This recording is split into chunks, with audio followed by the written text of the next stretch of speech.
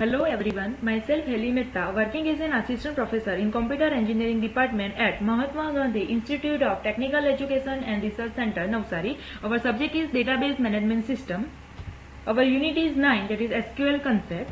Okay, so there are 5 type of SQL command, that is DDL, DML, DCL, TCL and DQL. In previous lecture, I complete DDL commands in which I explain create command, drop command, alter command and truncate command. So in today's lecture, we will see DML commands. Okay, in which we will see insert command, update command and delete command. So DML stands for data manipulation language. It is a set of SQL commands used to insert, modify and delete data in a database. Okay, so as I explained earlier, in database we can insert the data, we can modify it or change the data, we can delete the data. To perform all this operation we need a SQL command. Okay, so it is normally used by general users who are accessing database via pre-developed applications. Okay, it provides a command like insert to insert the data into a table, update to modify the existing data in a table and delete to delete the records from the data. So we can perform insert, update and delete using DML command. Okay,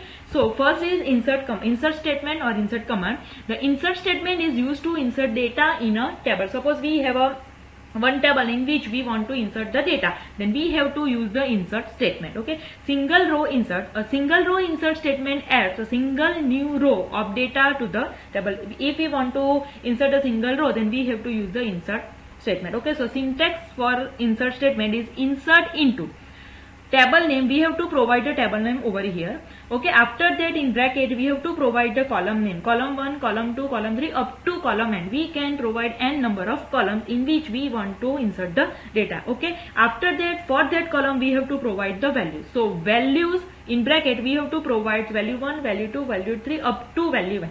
Okay, so here if we have a 3 number of column, then here we have to provide the 3 values. Okay, so this is the syntax of insert statement. So see the example, insert into student. Student is my table name.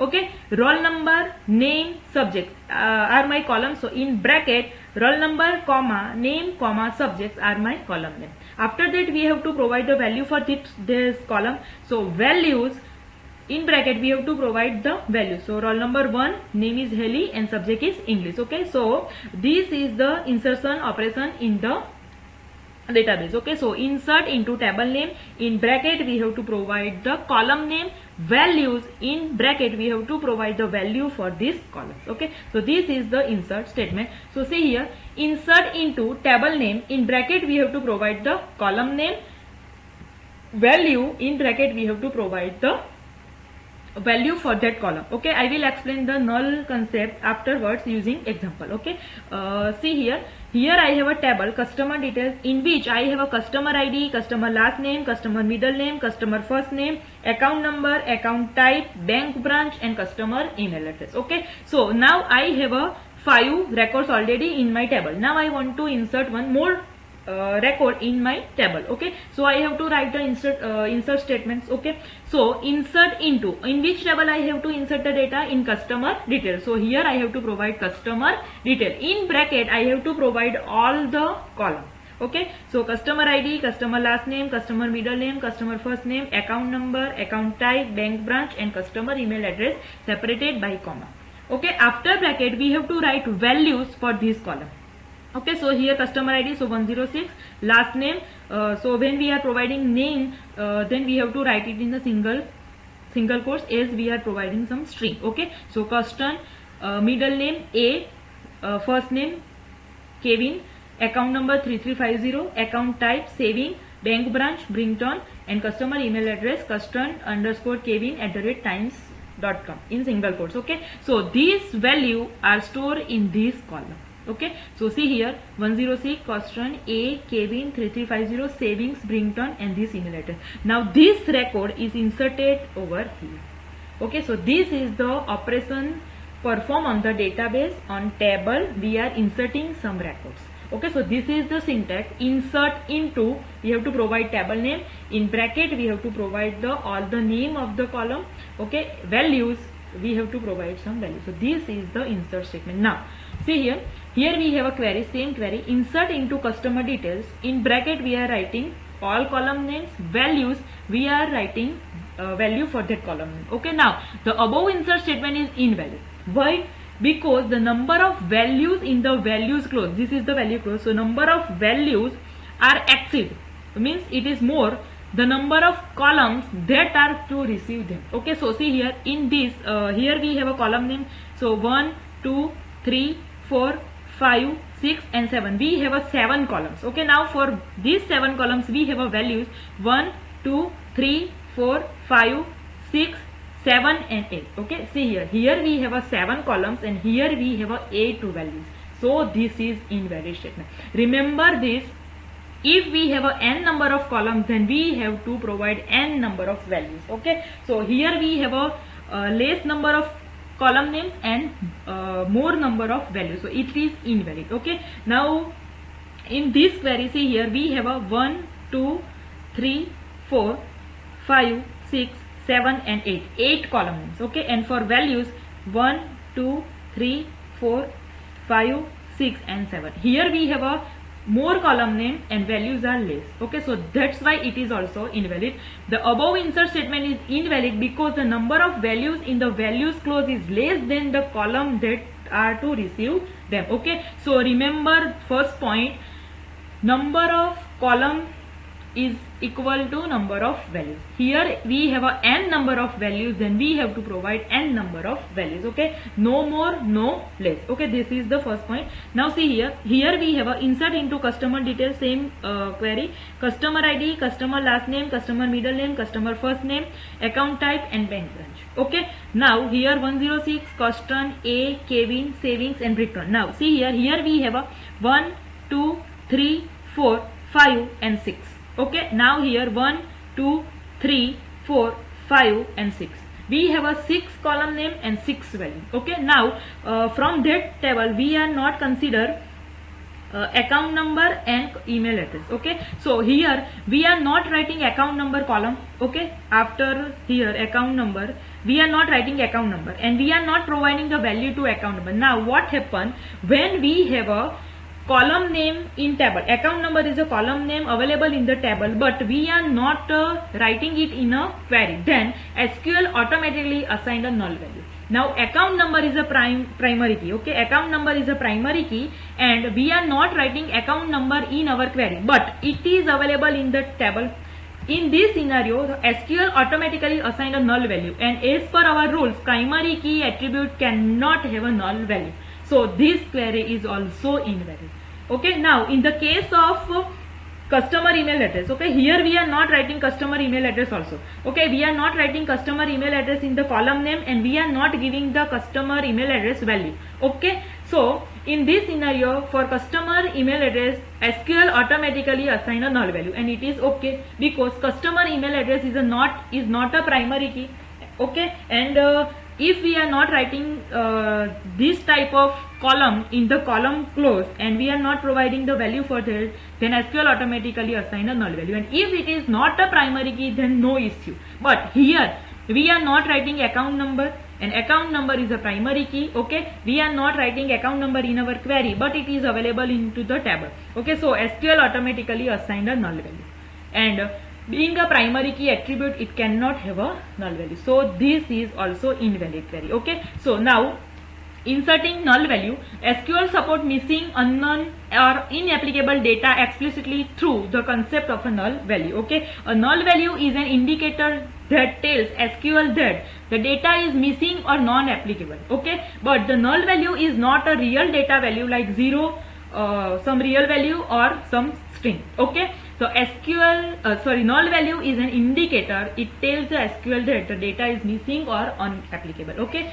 the null value occupies space. Now see here, I explained earlier. Here we have a customer details in which we have a this all column. Okay, now suppose one column I will not mention in the query, then SQL automatically assign a null value, and if it is a primary key then it is an invalid statement, but if it is not a primary key then it will store the null value in the table. Okay, see this query, insert into customer details, I provide customer ID, customer last name, customer middle name, customer first name, account number, account type and bank branch. Till here I will provide all the columns, and for that I will provide the values, but I will not provide the customer email address in my query.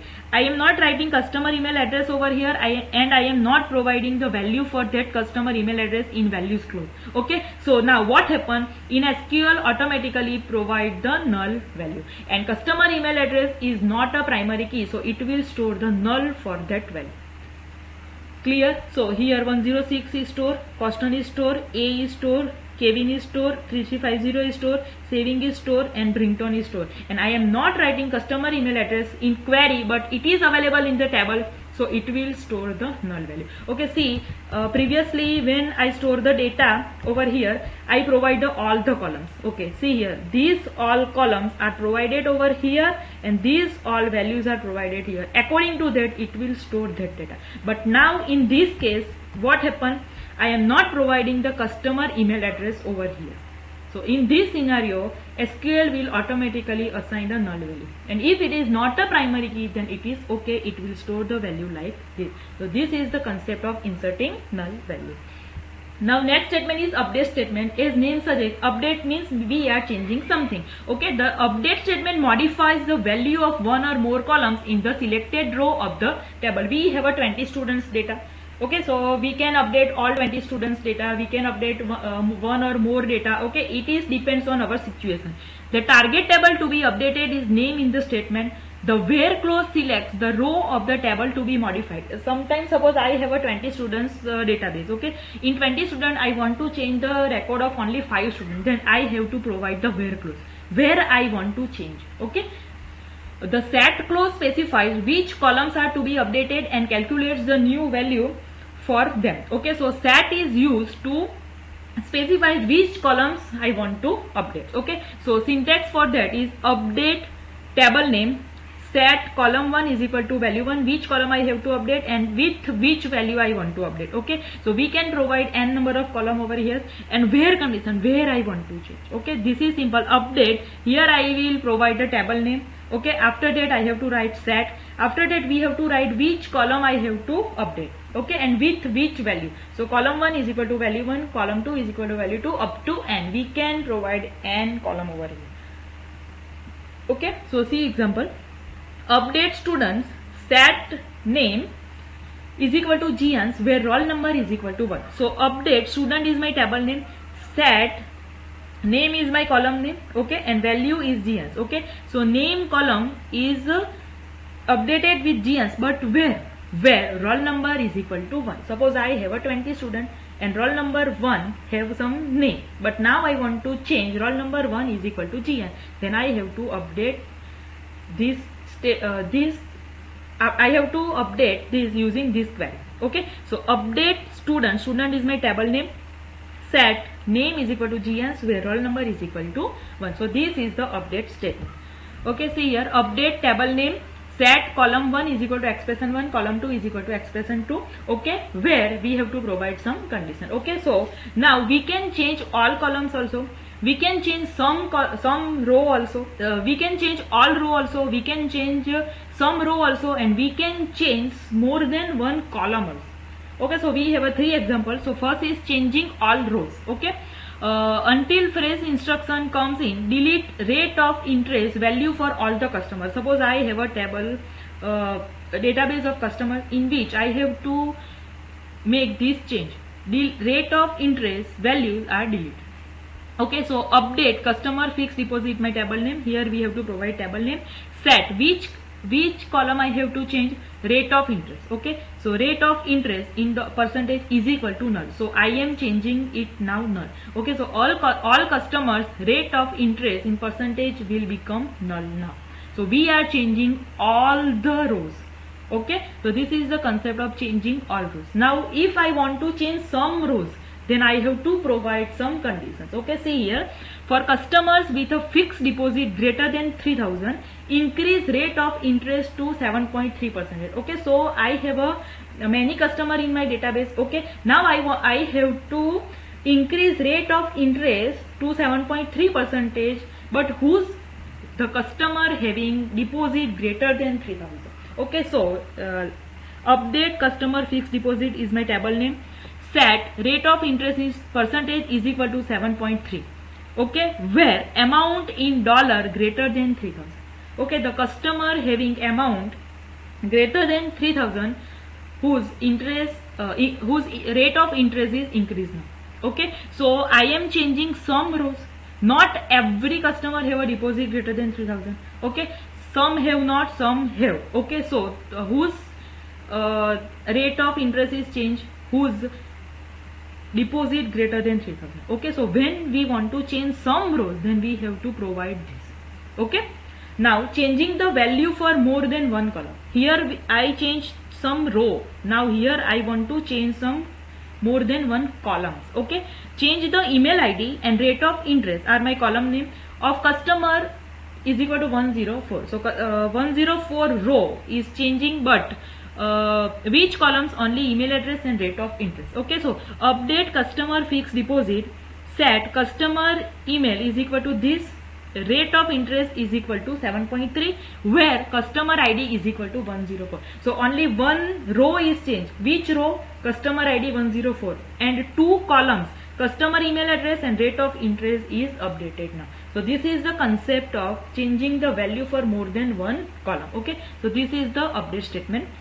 Now third is delete statement. As name suggests, it delete the particular row. It can delete one or more row. Okay, so delete statement is used to delete records from the table.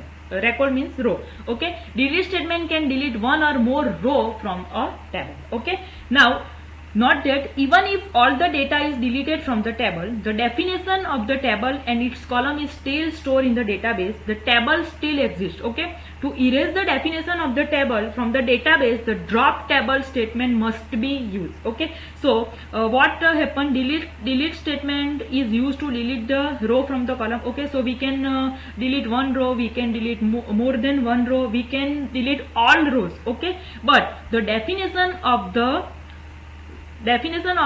table is still exists. The table is still exists. Okay, so see the example. Here I have one table, okay, in which I have a 5 row. Okay, using delete command I am deleting all the rows. Okay, but my structure of the database or table is remain same. Okay, so customer ID, customer last name, middle name, first name, account number, account type, bank branch, and customer email address is remain same. Column are not deleted, only rows are deleted. Okay, so see here, the delete statement cannot delete columns. Okay, from a table, it deletes only row. Okay, to delete a column from a table, the alter table statement must be used. Okay, so if we want to remove the table, we have to use the drop table command. Okay, and if we want to remove row from the table, we have to use the delete statement. Okay, see here, syntax is delete from table name where condition. Okay, we are not deleting all row. Okay, we are deleting some row, so we have to provide some conditions. Okay, so delete from table name where some condition is available. Okay, see the example. Delete from students where subject is equal to English. Suppose I have a table of students in which I have some students have a subject English and some students have a subject Hindi. Okay, so I am deleting the students whose subject is English. So delete from students where subject is equal to English. So students have a subject English is deleted from the database. Okay, so delete from customer details where customer ID is equal to 2. Here we are deleting only one customer whose customer ID is 102. So this is the concept of delete statement. So difference between truncate and delete statement. The truncate is the DDL statement as I have explained in the previous lecture, whereas delete is a DML statement.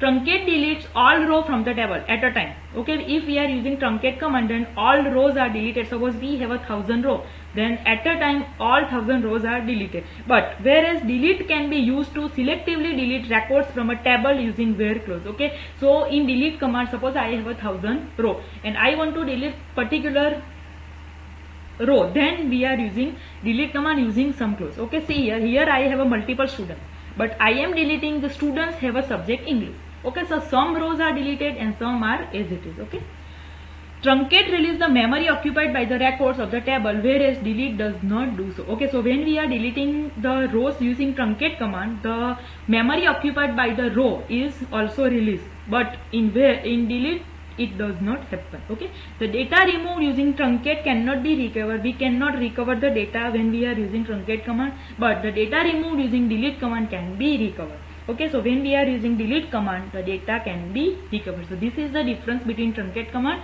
and delete command. So these are our DML statement: insert command, update command, and delete command. Thank you.